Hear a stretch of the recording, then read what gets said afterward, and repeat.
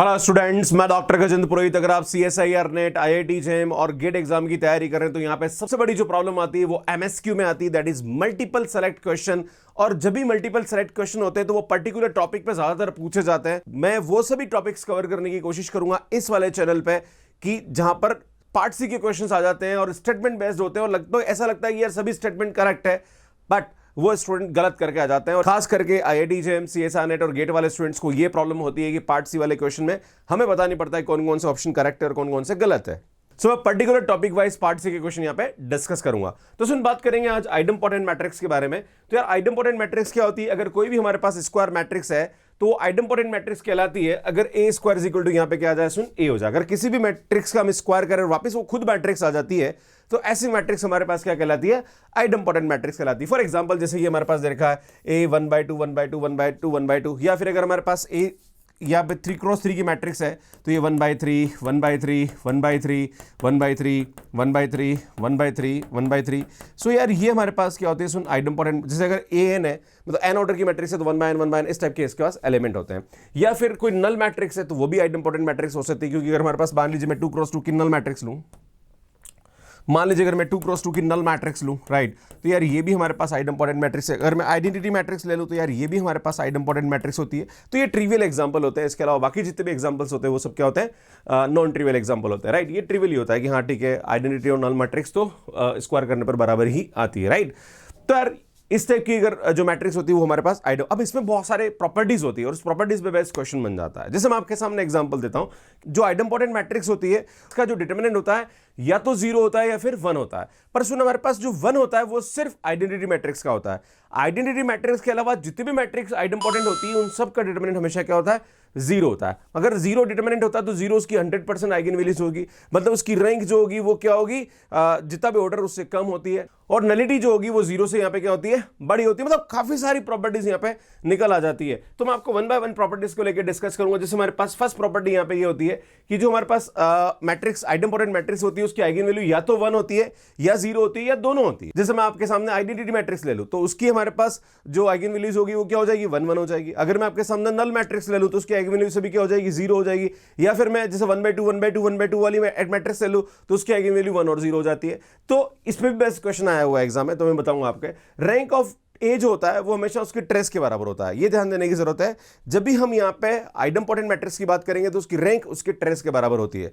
इसमें कभी कभी ये क्वेश्चन भी आता है कि अगर हमारे पास ए आइडम्पोटेंट मैट्रिक्स है तो उसका जो ट्रेस होगा वो नेचुरल नंबर होगा या इंटीजर होगा या पॉजिटिव इंटीजर होगा। लाइक इस टाइप के क्वेश्चंस बन जाते हैं। इसमें एक और चीज है कि रैंक ऑफ ए जो होता है वो नलिटी ऑफ i - a के बराबर होता है। ये भी बहुत अच्छा है। क्यों? और एक और बात बताना चाहता हूं कि अगर ए हमारे पास आइडम्पोटेंट है तो इसमें i - a भी हमेशा यहां पे क्या होता है? आइडम्पोटेंट मैट्रिक्स होता है। इसमें इसकी जो मिनिमल पॉलिनोमियल होती है वो x × x - 1 होती है और आप देख रहे हो इसकी पावर 1 1 है। मतलब ये जो मैट्रिक्स होती है ये क्या होती है? डायगोनलाइजेबल होती है। तो हर आइडम्पोटेंट मैट्रिक्स हमेशा क्या होती है? डायगोनलाइजेबल होती है और उसकी मिनिमल पॉलिनोमियल हमेशा ये होती है, राइट, है ना। ये बताई दिया मैंने आपको। इसमें डिटरमिनेंट क्या होगा? या तो 0 होगा या फिर 1 होगा। अगर हमारे पास आइडेंटिटी मैट्रिक्स है तो उसका डिटरमिनेंट 1 होगा। इसके अलावा जितनी भी हमारे पास आइडम्पोटेंट मैट्रिक्स होती है उन सबका जो डिटरमिनेंट होता है वो क्या होता है?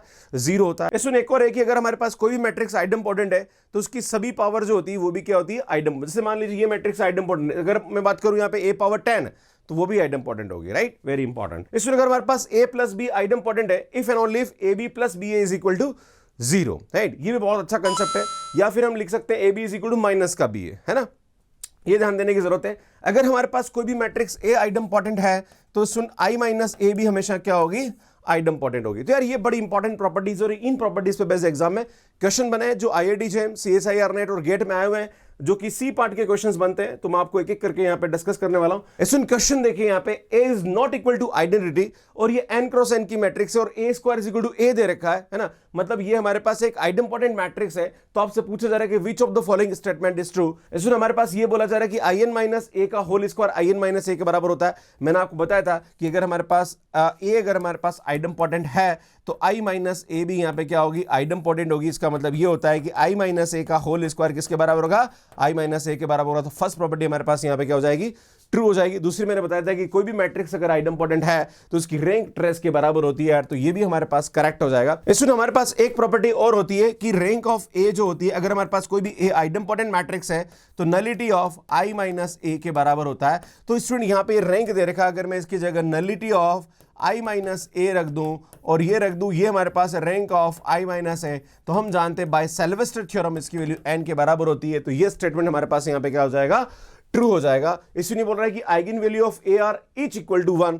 ये बोल रहा है कि कोई भी मैट्रिक्स अगर आइडेम्पोटेंट है और वो आइडेंटिटी नहीं है तो उसकी सभी आइगन वैल्यू यहां पे क्या होती है, 1 होती है। ये गलत स्टेटमेंट है, क्योंकि अगर हम यहां पे मैट्रिक्स का एग्जांपल है दैट इज 1/2 1/2 1/2 1/2, तो सुन इसकी आइगन वैल्यू 1 and 0 होती है और ये आइडेम्पोटेंट मैट्रिक्स है और ये मैट्रिक्स आइडेंटिटी के बराबर नहीं है, तो भी हमारे पास यहां पे इसकी आइगन वैल्यू 1 and 0 आ रही, जबकि ये बोल रहा है कि हर आइगन वैल्यू 1 के बराबर होती है। That's why this statement is not correct. तो सी पार्ट के क्वेश्चंस को कैसे हम ट्रिक से सॉल्व करते हैं, कैसे हम कंसेप्ट अप्लाई करते हैं, वो मैं सिखा रहा हूं, ताकि आने वाले भविष्य में जब आप एग्जाम दो तो आपको ये प्रॉब्लम फेस ना करनी पड़े। सो नेक्स्ट देखिए अगला क्वेश्चन। सो नेक्स्ट क्वेश्चन देखिए, let A be the n cross n real matrix and a square is equal to a, then the eigenvalue of a are either 0 or 1। Student ये statement गलत है। अगर हमारे पास ये लिखा होता कि eigenvalues of a are either 0 or 1 or both, that is 1 and 0, है ना, मतलब ये भी हो सकती है, ये भी हो सकती है, दोनों हो सकती है।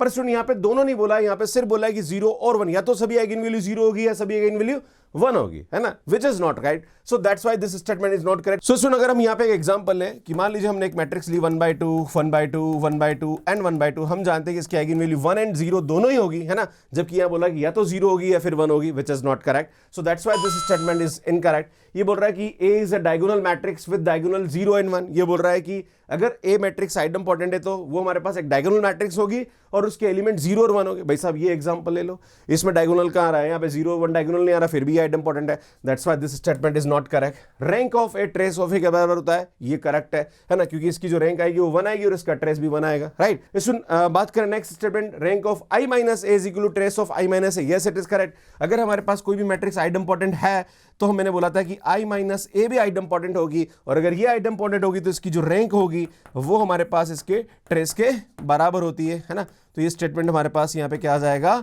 करेक्ट आ जाएगा। तो सुन ये सी और डी ऑप्शन हमारे पास यहाँ पे क्या आ जाएगा, करेक्ट हो जाएगा। सुन आगे बढ़ते हैं। क्वेश्चन देखिए, यहाँ पे क्या बोल रहा है कि अगर ए हमारे पास कोई नॉन आइडेंटिटी मैट्रिक्स है और ए स्क्वायर इज इक्वल टू ए आ रहा, मतलब ये हमारे पास एक आइडेम्पोटेंट मैट्रिक्स है, देन ए इज डायगोनलाइजेबल। इसमें मैंने बोला कि अगर कोई भी मैट्रिक्स हमारे पास आइडेम्पोटेंट है तो वो हमेशा डायगोनलाइजेबल होती है। इसमें ट्रेस जो होता है वो हमेशा क्या होता है, यहां पे उसकी रैंक के बराबर होता है ना। या फिर हम ये भी बोल सकते हैं कि ट्रेस जो होता है वो एटमोस्ट n होता है। हम यूं लिख सकते हैं, अगर आपको ये सामने ये स्टेटमेंट लिखा हुआ है कि trace of A is less than equal to n, तो यार ये करेक्ट हो जाएगा ना। पर यहां पे बोल रहा है कि n+1, that's why this statement is not correct. इसमें ये रैंक बोला जा रहा है कि इसका जो रैंक होगा वो हमारे पास n होगा। इसमें ट्रेस और रैंक दोनों बराबर होता है, तो मैं ये भी लिख सकता हूं कि इसकी जो रैंक ऑफ ए होगी वो भी हमारे पास क्या होगी, इसमें less than equal to n होती है। तो यार ये स्टेटमेंट भी हमारे पास क्या आ जाएगा, इनकरेक्ट हो जाएगा। मैंने आपको बोला था कि इसकी मिनिमल पॉलीनोमियल हमेशा क्या होती है, x इंटू x माइनस 1 होती है और पावर हमेशा यहाँ पे लीनियर होती है। तो यार ये स्टेटमेंट हमारे पास क्या आ जाएगा, करेक्ट होगा, राइट। तो इस तरह से इस क्वेश्चन को हम यहाँ पे सॉल्व करते हैं। सो नेक्स्ट क्वेश्चन में आते हैं।